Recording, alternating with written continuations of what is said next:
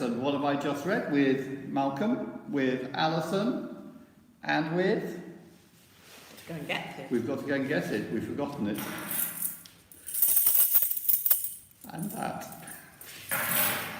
No Mike today because Mike is, I think, teaching on Tuesday mornings. Mike teaches. Doesn't come in on Tuesday.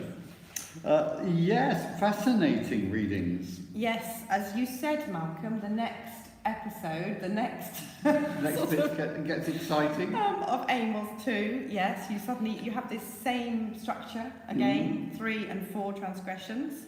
It's Moab, and now it's going down to... And then it's Amos suddenly changes it all round. And yes, he's been condemning the people outside, the people, but enemies. Suddenly he says, and now for three transgressions of Judah, and for 4. Judah was where he came from, so he's speaking about his home place, but he's prophesying in a different place. He's prophesying in Israel. I put a map on yesterday on our morning prayer chat, and he talks about Judah again. Judah condemned. I've just lost it. What's Judah condemned for? They have punishment because they have rejected the law of the Lord and have not kept his statutes.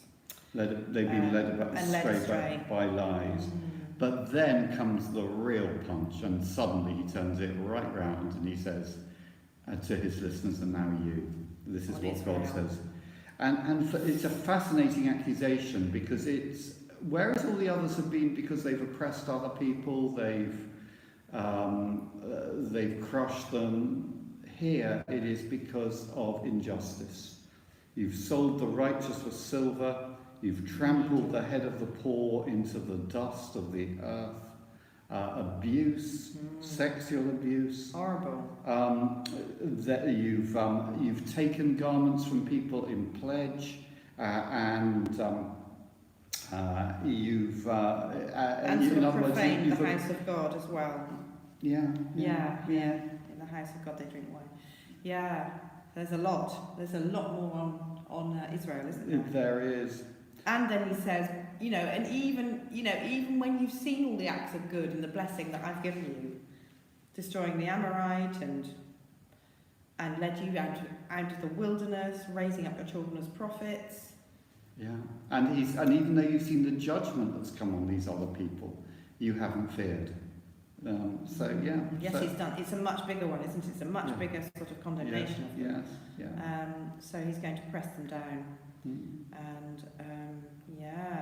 And then we move on to 1 Corinthians again.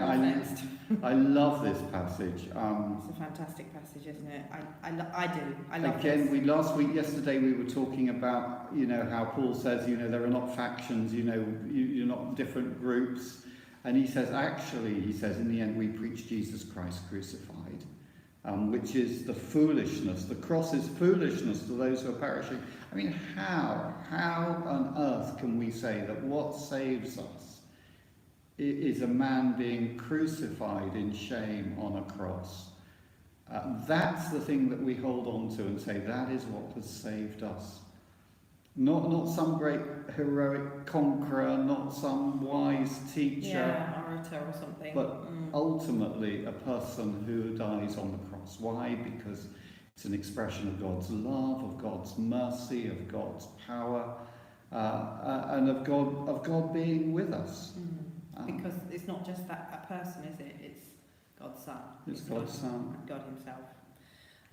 And the Greeks desire wisdom. They're looking for that sort of eternal knowledge, that wisdom that will, if I've just got the right knowledge, then I'll be able to know how to live and I'll have eternal life. And the Jews are looking for powerful signs. He says, they're sort of the great marks that God is with us and that God's on our side and that God will conquer for us. And he says, but we preach Jesus Christ crucified. A stumbling block to the Jews and the Gentiles. Yeah. I love the way that it's just everything that we think in the world is great and amazing is actually it's the opposite. Weakness is stronger than human strength. God's weakness. God's weakness is stronger than human strength, and God's foolishness is wiser than human wisdom. And then this final bit, which again I find is amazing. It's the where God's chosen the weak and the foolish things of this world. And if we ever start to get arrogant as Christians, we need to just remember why it is that we have been called by God, and it is because we are the weak and foolish things of this world, and it is purely by God's love and mercy that we've been called. And in some way, there's a real freedom in that as well, isn't there? It means that you don't have to be super wise or super rich or super sort of skilled in any way to come to Jesus. You can come as you are. Thank you. Thank you. Lovely. Have a wonderful day, and I hope to see you tomorrow. Bless you. Nice to see you. Bye.